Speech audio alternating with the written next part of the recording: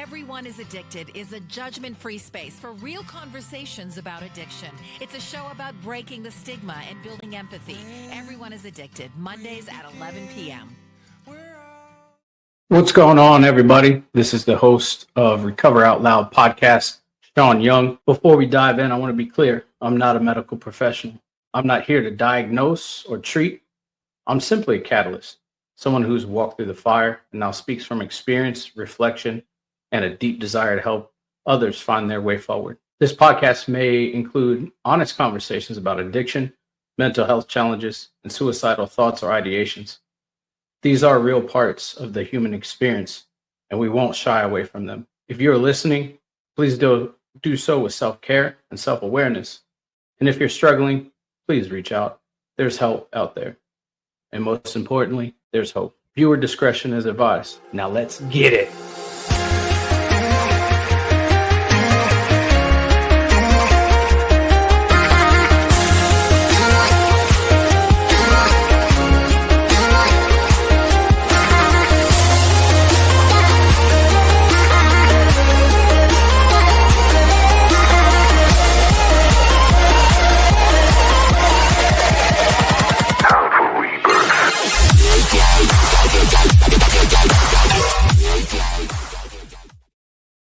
What's going on, everybody? Welcome to Recover Out Loud, episode 114. Man, we are steamrolling through these episodes, and I love it. I absolutely love it, hearing the stories and hearing the amazing experience that every human being has that's been on the show. Has just been an absolute blessing. Before we jump into our guest, if you have a podcast, you have a recovery channel, you got a recovery group, and you want to get the message out there, shoot me a message and we'll work together. I'll put you in the front of the episode, just like I did my friend Jasmine with her show. And we'll get the word out there about recovery, because recovery is real. We do recover. So today, our guest, awesome guest, I'm actually really excited to hear his story. We got Joe Gallagher. How you doing, brother? I'm doing good, man. Thank you for having me, Sean. Appreciate it. Yeah, man. Yeah. And thank you for volunteering your time, man. We're recording on a Saturday. You know, you could have been anywhere in the world doing anything that you wanted to do on a 11 o'clock on a Saturday, but you're here with me, and I'm grateful for you. Thanks, man. Yeah, I want to do this. I want to get the message out because it saved my life. So the least I can do is try to give back and tell my story, you know? Absolutely. Absolutely. And Joe, would you like to give a formal introduction of yourself? Yeah, so my name is Joe Gallagher Jr., also known as Chef Giuseppe. Disclaimer, I'm not a real chef, but I somehow found myself in the midst of a sauce manufacturing company. And so the Piggly Wigglies encouraged me to, come up with a character. So Chef Giuseppe it is. And, so I was in the recording industry for a long time, burned my life to the ground, and now I'm making jars of sauce. Amen. There's nothing wrong with that, man. There's nothing wrong with that. Mixing up some music, and now you're mixing up some sauce. Right. Yeah, exactly. Absolutely, man. Absolutely. So you're from Charleston, South Carolina, man. How's the weather down there? It's hot. It's great, though. It's beautiful. It's like tropical, Oh, that's awesome. I've been down there once or twice, and every time I've gone down there, it's just been muggy as hell. Oh, yeah. Man, this ain't for me. It's kind of a heat ache for me. The way I see it is better than the snow. You can't shovel sunshine, Oh my God, that's the first time I've ever heard that. That's good. Can't shovel sunshine. That's great. Yeah, absolutely. And the sun is great for your skin, and it's great for your mental health too, man. Definitely. People up north, you hear a lot again seasonal depression, which I did up there. I'm originally from New Haven, Connecticut, so I remember October, the year that I left. October, we got like 3 feet of snow. I couldn't even get out of my little basement apartment. So, stuck in there for 2 days. I'm like, that's it. I'm done. Yeah. I used to live in Alaska. I lived in Alaska for about 5 years, and like seasonal depression is real. Like there's studies done on human beings in Alaska because of the seasonal depression. It's like 2 times a year. It's when, the snow starts to fall, and then when the snow starts to melt, because you're getting a supreme lack of vitamin D, and then you're getting an overall vitamin D in the spring, summertime. So it's crazy. The suicide rate, I think, is highest in Alaska, if I'm not mistaken, statistically. Yeah. And it's during those 2 times a year. And so when I was in the Army and I was stationed up there, we would get our weekend safety briefs, and they would tell us, hey, be cognizant. This time of year is like the highest for the suicide rate in all of Alaska. Yeah, it's crazy. Yeah. Absolutely Wow. crazy. So so you said that you used to produce music, man. What kind of music were you into? So I've written like 2,500 songs in about 10 different genres. I've been playing and writing since I was about 16. And in 2017, I was in contention for a Grammy nomination for Best New Rock Artist. I was working with OB from the hit Cartel, and that's LL Cool J's godson. And he's a rap producer, but I mean, the guy's just a genius in any type of music. So we put out an album called Side Effects, which was like 10 songs, and it had elements of a lot of different styles and genres, but basically alternative rock, That's all. So yeah, that was like the pinnacle of my music career. But then it took a devastating turn right during the Grammy voting process of 2017. We'll get into that one. But right now, if you had to look at music and across the board, who would you say was your favorite artist, or a handful of your favorite artists? So my first influence was Grateful Dead, because my uncles and cousins, I can remember distinctly, on Sunday afternoons, we would go over to my grandmother's house. She's the actually originator of my sauce too. Like, that was her recipe. Wow. So we'd have Italian family dinners over her house on Sundays, and my cousins and my uncle Robert would be jamming out, smoking weed, playing some Grateful Dead tunes, and I just was so drawn to that, man. I just wanted to be able to play with them, So I remember from the age of 8 years old watching them, and then finally at the age of 15, I picked up a guitar and started working at it. Very nice, very nice. I dabble in guitar, but I see you got an acoustic in the background. That's awesome. Get the creative juices flowing. It's always a good thing. Well, to be honest, I don't really play anymore other than Sundays. I play for my church. I'm on the praise team now. Oh, nice. That's awesome. Yeah. That's awesome. So you mentioned LL Cool J. Here's something crazy. LL Cool J just put out another album, if I'm not wrong. I think you're right. Yes, I believe you're right. Yep, I think he's on tour too. Yeah. I heard a single with him and Eminem on it, and I was just like, oh my god, dude still has it. Holy shit. Yeah. I never got to meet him, but I mean, his godson is like a splitting image. Looks just like him. Smaller, a little smaller, but yeah. Absolutely. All right, we're gonna dive into your story, Joe. So when was the first time you remember doing drugs or drinking alcohol? 13 years old. I was at my cousin's wedding, had that champagne, and man, talk about a sigh of relief. It was like I always was I was like the square peg trying to fit into a round hole. Couldn't really relate to people around me. Always felt, like an outsider, And that day was, that wedding, I was able to talk confidently. I was, funny, and just, felt like I was accepted into my family for the first time, So it was the highlight of my youth up until that point, Yeah, absolutely. And if I'm not wrong, like the American Italian culture is like, drinking is that, like, having that first drink is like the first sign of like, hey, you're a man, you're about to take it to the next level. Am I wrong there? Yeah, like I was getting permission to drink, and then the feeling and the effect of that, I felt like I belonged. Yeah, absolutely.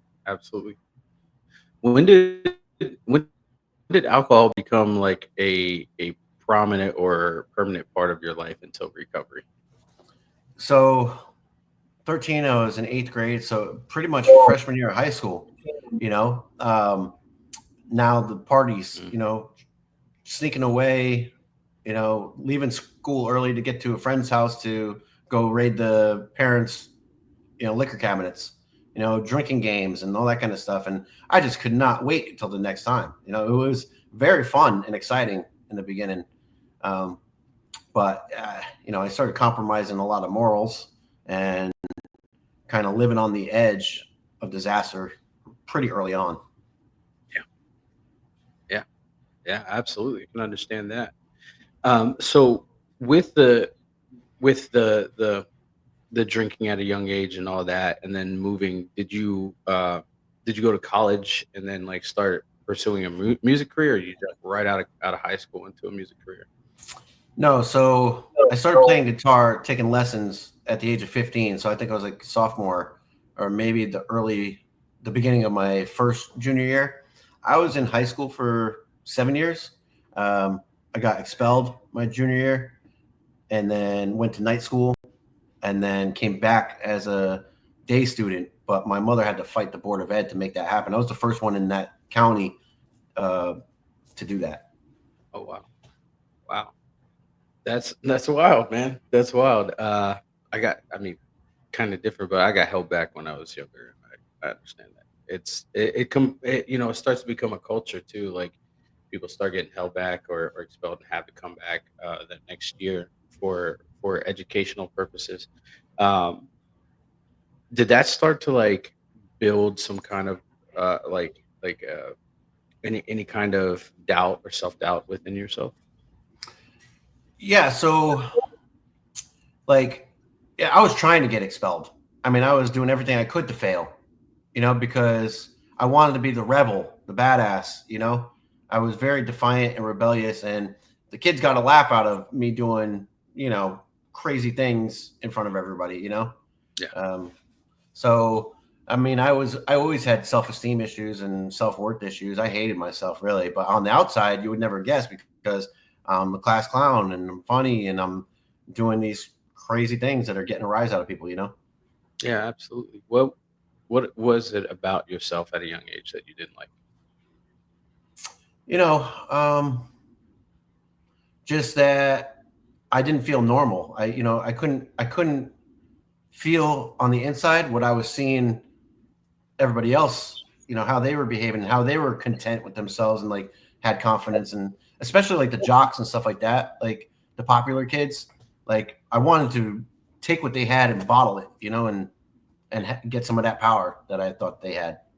Oh yeah, absolutely. I can agree, man. I was a small kid, and like too, like even as an adult, I'm technically average, but Mm. I'm short for my age, and up until I don't know, I became an adult. That really fucked with me. Like the fact that like I'm a small guy compared to these other guys, right? Like I can't step on a football field as a linebacker, right? Like these other kids can do, and can't play sports like these other kids. And so like I really compared myself, and it sounded like you did too. Yeah, I did. And see, I was good at sports. I liked sports. Like I played baseball, football. But again, yeah, I was small. Once I got to high school, and now I'm like small fish in a big pond. I tried out for the baseball team. And I didn't even make it. But I thought I was like awesome. Yeah. Yeah. Yeah. Absolutely. When did music start to become a part of, I mean, obviously you said you started taking lessons, when you were 15, but when did it become an option for you to start a career in? So I by the age of like 16, I was writing songs now, and I was told to write a song a day for a year. And out of that year, 365 songs, you'd have a lot of shitty ones, but you would end up with some greats on your hands, right? So once I wrote what I considered my first great song, and the response that I got from people that I shown, and they encouraged me to start playing out and doing some shows, I started doing that and getting that applause. And then it was on, man. I got addicted to that, and just looking for that recognition, So by the age of 17, I was hosting an open mic show at this bar, and which was, unheard of because I wasn't even of age, to be in the bar, and they let me because of my talent and whatever. And I actually booked some original members from the Wailers, Bob Marley and the Wailers, and Oh, wow. I got to play with them when I was that young. Nice. Nice. That's awesome. When did it start picking up for you and actually taking off? And you're like, okay, this is my full-time like career? Yeah, well, it wasn't ever my full-time career. It didn't become my full-time career until way later on. Like I'm talking in my 30s, maybe late 20s. But yeah, just building that momentum, show after show, then start getting some articles. My first like a professional recording, a single that I put out, got onto the radio in Connecticut, some local radio stations, and that was, a pivotal moment in my career, I would say. That's awesome. That's awesome.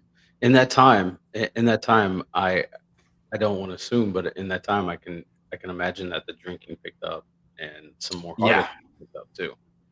Yeah. So like, I was, every weekend I was performing and drinking my ass off, getting into fights. I remember having to run out of a bar one time with my father because we just, laid some kid out who was actually, the kid tried to punch my father, and my father hit him, and then the guy got up and was going after my father again, and I came out of nowhere and laid him out, and then we had to run from the cops. That was at like 20 years old. But when I was 21, I got married, and on my honeymoon in the Bahamas, I was drinking on the beach at like 8 o'clock in the morning. There was a guy betting the tourists who were coming off the cruise ship $100 to outdrink him. I'm like, shit, that's an easy $100 right there. But here I am, 8 o'clock in the morning. I had 22 shots or so, and it got completely annihilated. I lost a bet, but that day I'll never forget because by 11 o'clock, I'm pretty much blackout drunk, and we're at the Hard Rock Cafe downtown Nassau. My wife's inside ordering brunch, and I go outside for a cigarette, and some dude had weed, and I know I was a mark. I was an easy mark, and I just went with him. No questions asked. Okay, yeah, definitely. I want some bud. Yeah. It's got to be good. We're in the islands, Yeah. So didn't tell my wife. I went on a bus ride from hell, 45 minutes into the middle of nowhere, and I'm getting kidnapped and held hostage for like 8 hours. Wow. Holy shit, dude! Tell us about that. How was that experience?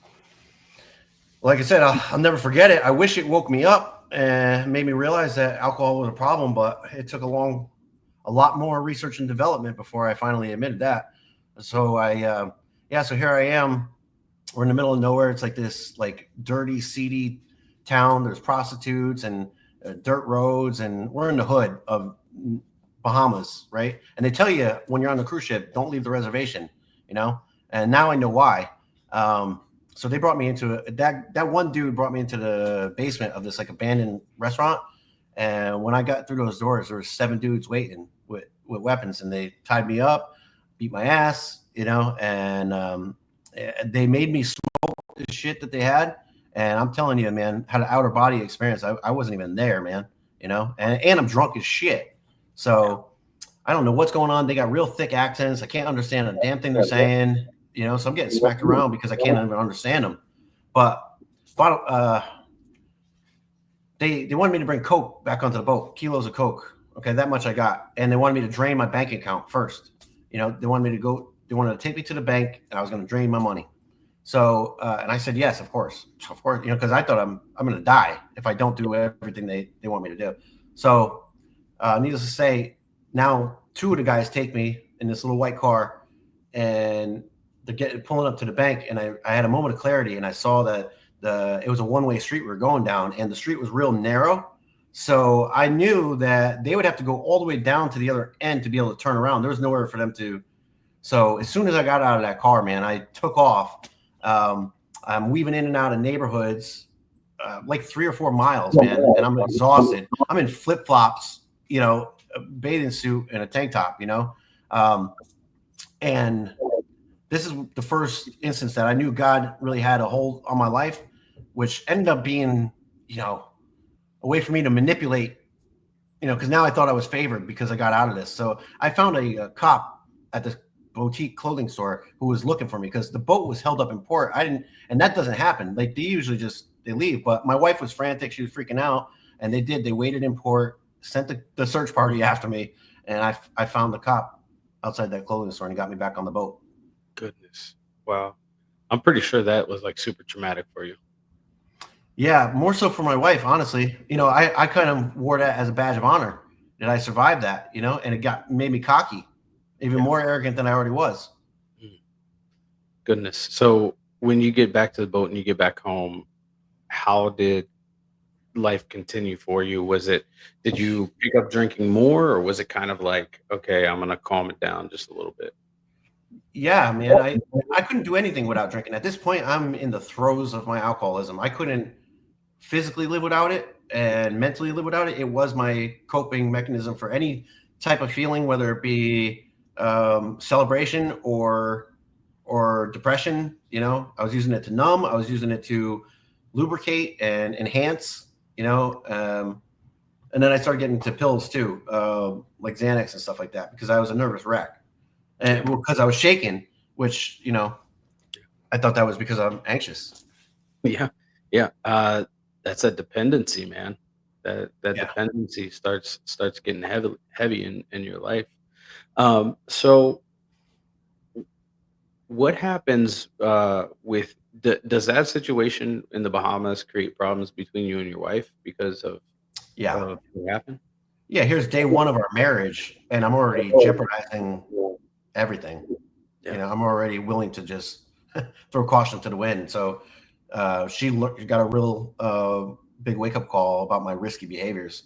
And I mean, I carried that all throughout the marriage. I was always on the go looking for the next high, Yeah. Was she that voice that was like, "Hey, you need to get help," or was she kind of like an enabler? Because I know a lot of people have either the voice of reason that says, "Hey, look, dude, you need to get help," or they're like, "No, I'll just give you another drink to calm you down." No, man, she was a prisoner. She was a hostage, and she was frustrated because she couldn't fix me. So she stopped trying, and she would like to instigate and throw gasoline on the fire, embarrass me on purpose, and try to make me feel like an even bigger piece of shit, Oh, I Um, get it, man. I understand that. So you start. So this situation is kind of like escalated into something bigger. When did the pills start getting introduced into your life? well, so I had a couple suicide attempts, Mm. wound up in the psych ward a few times. And that's when they started medicating me, and maybe I was bipolar. They started diagnosing me bipolar, manic depressive, and all that stuff. So I was basically a guinea pig. They were throwing all kinds of different pills at me to try to fix me, and I actually became more psychotic than ever. Yeah. Personally, I'm of personal belief that big pharma is terrible. Um, as a veteran, they love to throw pills at us like they did to you, and hey, take this, you'll feel good. Hey, take that, because it'll alleviate this other thing, and take that because it's a binder between the two, and it's like all you're doing at that point is pumping yourself full of chemicals. Yeah, yeah, and the side effects. That's why my album was called Side Effects. Ah, okay, it makes more sense now. Makes more Yeah. sense now. Um, how far did the drinking and the pills take you down to the point where you're like, shit, this sucks? Well, I mean, when I learned that my friend, he passed away because he took Xanax and drank, so now I knew that was a way of checking out, so I tried that a few times. Yeah, I'm glad that you're still here. Thanks, man. Me too. Me Yeah, too. absolutely. So you make this album Side Effects, and you start getting deeper into music, and you're in the process of voting for a Grammy nomination. What happens? Because you alluded earlier that something happened. Yeah. Yeah. So, I mean, that was my identity. That stage character was me, I thought. So here I am in the midst of the voting process. I think it was October or November 2017, and now I'm doing cocaine and um, Xanax and pretty much whatever I could get my hands on, psychedelics, and I'm making a delivery for this other company that I started called Chucktown Paint, an automotive paint distribution company that my father helped me set up because he has for 20 years, he owned Paint World, which was an automotive paint distributor. So here I am making a delivery. It was early in the morning, and I'm at a red light. And I think God just needed to stop me in my tracks. I was living so fast, and just really, really dangerous. And a truck hit me from behind, going about 55 miles an hour, totaled my car, and I had to have 2 spinal surgeries. Wow. Goodness. Yeah. Goodness. What did that do to your spirit, your mental and emotional state in that time? Because I can imagine that it just tanked it completely. Yeah. So this is another God moment, man. It's like I was listening to myself on the radio. One of my songs was on the radio from that album, and that's when I got hit. And like I said, that was my identity. That if I didn't have music, I was nothing. That was where all my worth was. So I was in the hospital for a while. They didn't think I was going to walk again, and I got out about 2 weeks, right? And I had such cabin fever, and now I'm hooked on pain pills for the first time. Still doing cocaine. Wasn't drinking, but a friend invited me to a birthday party at a bar, and I was there for like 15 minutes. Wasn't drinking, but I'm all hopped up on pain pills and stuff. And some drunk guy was trying to leave and drive home, and I stepped in, put my cape on, well, we can't have this, you're not going to go jeopardize people's lives. And I brought him to his trailer park. And when I got there, he invited me in for some bourbon, 18-year-old bourbon he said he had, and said, let's get it on. Let's go. Because I'm in pain. I'm like writhing. I could barely walk, Yeah. And I never carried a weapon like my whole life. I just had confidence in my fist. I would this day, for some reason, man, I had a 2-inch pocket knife on me, and I got into that trailer park, and now there's a 300-pound gorilla roommate who's irate about this dude bringing me into the house, and we got into a scuffle. They ended up robbing me, so they took my phone, my wallet, my keys, and I thought they were gonna kill me. I really did. Here's the Bahamas all over again, and so I pulled out that 2-inch pocket knife. I was holding it by the blade halfway down my hand, and I didn't even realize it because I was so scared.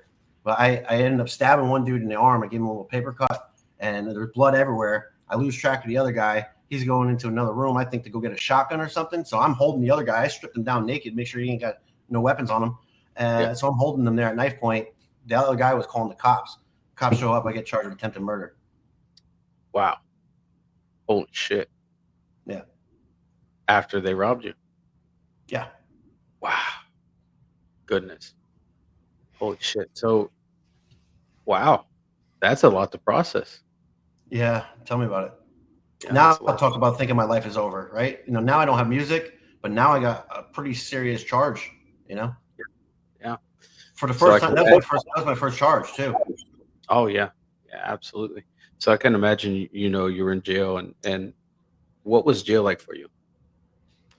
Oh, like the walls are closing in on me, man. Like, again, that doom, I just thought, this is it. I'm never going to get out of here, but thankfully my father, bless his heart, man, he bailed me out. It was like a $50,000 bond. Oh shit. Yeah. Wow. But you would think that would have stopped me, right? No. I get out and I'm still going. Right back. Yeah. So where does the story continue when you get out? Well, a DUI, a reckless driving, a hit and run, and then what really broke me down was the domestic violence charge against my wife. Goodness. That's something I never, I said I would never do. I'd never cross that line, but Yeah. I did. Yeah, and addiction will take us to points that we never thought we'd be in. Yeah. I've been there. I understand that. I always told myself the fucked up thing, man. I was in the Army, and I was our unit prevention leader. So I was the one that was like, Wow. I was the one that like administered the urinalysis. I was the one that was teaching people about alcohol and about drug addiction. And I was a full-blown alcoholic, dude. I get it. I got a DUI in Alaska due to a suicide attempt. Like, I get it, man. I was in jail. I understand. And like sometimes that shit that we do just doesn't stop us. It just keeps us going and propels right into the next worst case scenario. Yeah. And see, and the worst part for me was like I didn't even know I did it. I didn't even know I did it until, when I'm in jail. I've sobered up now, and now they're telling me what I did. Yeah. You know, Yeah. it was devastating, man. How did that make you feel when you were in jail and you heard that? Just lower than eel shit. Like I was completely, like part of me wanted to stay in prison to stay in jail forever. Like I couldn't be trusted. I couldn't trust myself. Like I wanted them to lock the door and keep the keys. Yeah. It was the lowest point in my life, above everything else. That was the worst thing. Now, when you're in jail, did they have any kind of like recovery services for addiction or mental health stuff? No, and so I actually got introduced to recovery way back. Probably 2009, my last psych ward that I was in. That's when somebody came in and shared their story, and I started to identify. Like I identified, but I still wasn't ready. I still had a lot more pain and suffering and consequences, before I was willing. So yeah, it wasn't until March of 2024 that I really got serious about getting sober. Absolutely, man. Absolutely. And what was life like for you at that point where you made that decision? Like, I can imagine there was a rock bottom where you're like, I can't get any further down than this. Yeah. So, my last surrender chip was March 5th of 2024. But for a few years prior, I was in and out of rooms, meetings, and I would pick up like, a month and go right back out. I wasn't just grasping the spiritual aspect of the program, first of all, and the work that it would take. I wanted what everybody had, but I wasn't willing to do all the work that it took to get the results that they got. Yeah. Was it the God thing? Yeah, it was. Always because it's always this. Yeah, I like because I was molested when I was singing in the choir at my church. So church was bad to me. Yeah. These people that I trusted would think that they would do no wrong. But Yeah. there it was. And, so that was a whole nother element of my addiction too, when all that stuff started happening, because then it confused me sexually. It made me more explosive and shut off, like just emotionally and spiritually dead at that point. And I was angry with God that he would allow that to happen. But then, when I started realizing how talented I was and how I was getting out of all these scrapes and whatnot, I'm like, oh, I could use God and I can manipulate my universe and my reality, because God favors me. He feels bad for me, so I'm going to see how far I could take this thing until now I'm looking at 30 years of prison. And I just did something terrible to my wife that I feel like I couldn't be forgiven for that. I couldn't forgive myself. I needed God, I needed God at that point. Absolutely. When did you find him?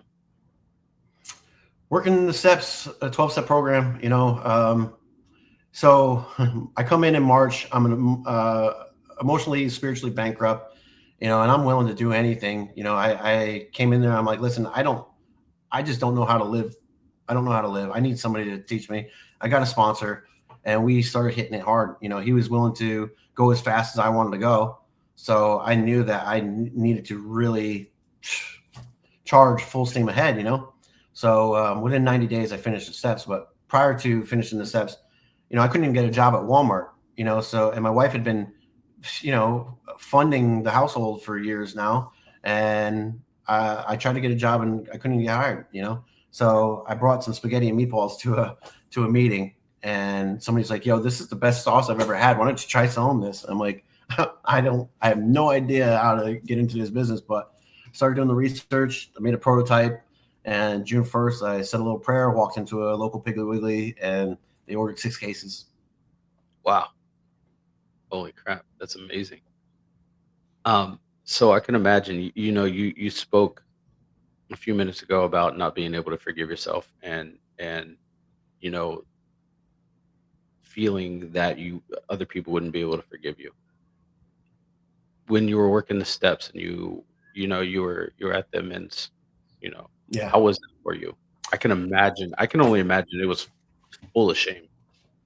Yeah, big time, man. There were some amends I had to make that were less significant than others. But it says in the ninth step promises that we'll be amazed before we're halfway through. And that's exactly what happened for me. I was amazed right at that halfway point. And I've forgiven myself, and I felt like I was a part of life again, Yeah. So I was able to let go of the veil, the mask came off, and started the healing process. That's really kind of when it really started to heal. Yeah, absolutely. I know when I started doing my amends, dude, like I was so full of guilt and shame. I went to people, like everybody that I had ever done wrong, and I'm like explaining, and they're like, "You still remember that?" Mm-hmm. Yeah, I Yeah. do. How could you not? And they're like, because that was a speck in the existence of like where I'm at in my life. It felt beautiful. And then there was other men's that were a lot harder to deal with, where there's some that were like harder for you to really approach and make amends with that person. Yeah. My wife was the hardest, and my mother-in-law was the hardest because I've been living with my mother-in-law for now about 10 years. So she has seen all the failed attempts and all the promises broken, and then my kids too. That's a very hard one that still has not been resolved. That's going to be more living amends because I abandoned them. Yeah. And it broke their hearts. Yeah. So those were the three toughest. But I did make the direct amends to my wife on our wedding anniversary. We went out to dinner, and it was beautiful. That's awesome. That's awesome. And does she see the change? Yeah, yeah. She always knew it was in there, And it's not the same wife. Let me clarify. The wife that I was with in the Bahamas, that ended about 7 or 8 years after that. So like when I was 28 is when we got divorced, and then I met Ryan when I was like 28, 29. Oh, okay. And we've been together since. So we've been together like 15 years now. Dude, congrats. That's huge. Thanks, man. Thanks. I see a lot of people with those high numbers, kind of like, in recovery where you go into a room and somebody's like, yeah, I've got 20, 30 years sober. And you're like, I want that. Right. Like Yeah. I see people that are married like 15, 20, 30 years. And I'm like, dude, that's what I want. Yeah. Time is running out for me. I'm 38 years old. You find a good one, lock it in. Yep. Yeah, definitely. But so you start branding your spaghetti sauce, and it starts to take off a little bit. How did that change your mindset from being a musician, where like that was what you needed to thrive on, to now you are a business owner and you've got your own product and you're out there pushing it? So being of service to others, man, trust God, clean house, help others. This product and the story behind the product was now starting to help people. I was able to hire some guys to help me, from recovery, and gave me an opportunity to do what we're doing now, sharing my story, so it's helped me tremendously. Like, I think I've received the most help out of anybody that, I've shared the story with. I'm getting the most help. Absolutely. Absolutely. In your recovery, in your journey, what has been the biggest lesson you've learned so far? It's not about me. I'm not that important. I'm just a 5. No matter what the successes are, I know where it comes from. It's nothing I really did. I did everything I could to destroy my life, and here I was given a second chance freely, as long as I was willing to surrender and do a few simple things. Absolutely. Absolutely. Now, what has been the toughest thing in your recovery to do? Ego, man.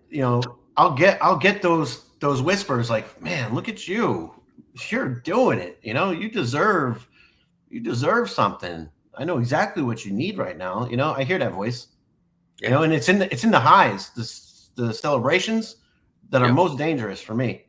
Oh, yeah. I don't get depressed really no more. I might deal with a little self-pity here and there, but I I know exactly what to do when that crops up. You know, I got to reach out and try to help somebody else. You know, it's always that reach out to somebody else to see how they're doing, to get out of that self-pity, you know, because somebody's always doing worse.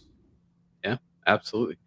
You know, I can relate to the ego portion, man. Like when I got into recovery, I looked back at my entire adult life and even like some part of my childhood. And I'm like, every single time I had a high, like where I was like right there, I got praise, I got the adoration, I got I just, I was on top, I was on cloud nine.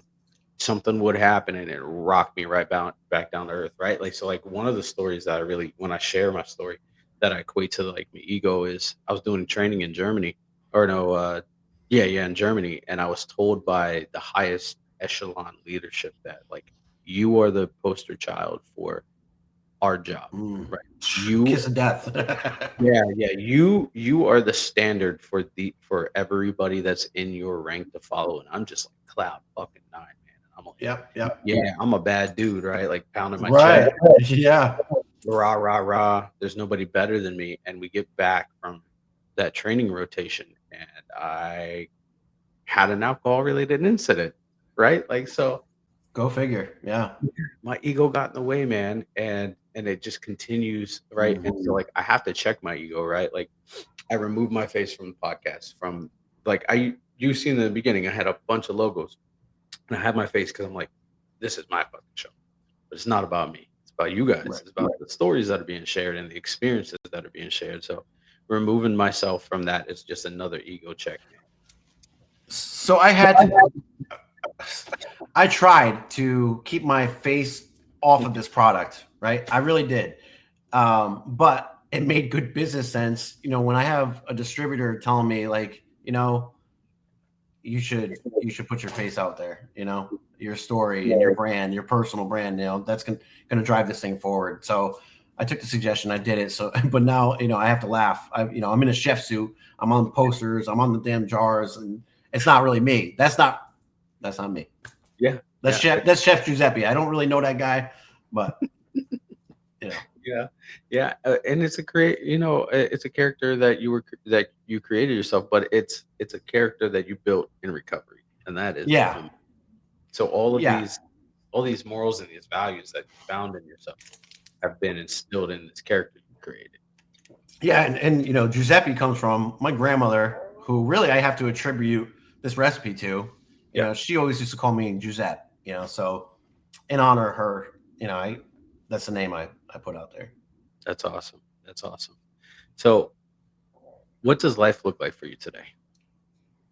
Man, you know, it's beyond my wildest dreams. Like when I came into the program, you know, I just wanted the pain to stop. I wanted to stop drinking. I wanted to stop destroying everything that was in my life and stop pushing people away and, you know, losing relationships and losing things. I got so much more than I bargained for by just completely going full force into recovery and everything that it offers. You know, there's so much. Oh yeah. And it opens up doors that you never would believe were possible. Like Right. Right. Exactly. You know, it's like I'm getting invited on these podcasts. There's a church in England that wants me to come out and speak, and you know, yeah. So this is reaching far more people than I ever thought it would, and even more than the music ever would. You know. Yeah. So this is what's meant to be. You're living your life with purpose now. My primary purpose is to stay sober and help other alcoholics achieve sobriety. That's it. That makes it way simpler, man, because my life was so complicated before. Yeah, absolutely.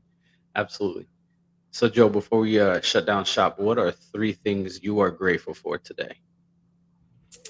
I'm grateful for the people who didn't give up on me, you know, and believed in me when I didn't believe in myself. Loved me until I could love myself. I am grateful that there's still hope for the situations that haven't been resolved. I know that this is only going to get better, and I'm grateful for the wisdom that I'm receiving by seeking, you know, and the serenity and the peace and everything that's promised that I truly believe nowadays, you know. Absolutely. And Joe, I just want to take a minute and show my gratitude for you. Thank you for sharing your story. Thank you for sharing your experience, strength, and hope with us. And thank you for the human being that you are through the ups and the downs, man. You are an amazing human being, and you are living proof that recovery works. Thank you, man. It's an honor and a privilege. I get to do this. So I thank you. This is how it works. One alcoholic helping another, man. Let's keep it going. Absolutely. And everybody, I just want to take a moment and say thank you for listening to this episode. Thank you for viewing this episode. And thank you for being amazing human beings. Until the next time, love yourself, be kind to yourself, and be gracious to yourself. You are loved, you are worthy, and you are worth it. Have a nice day.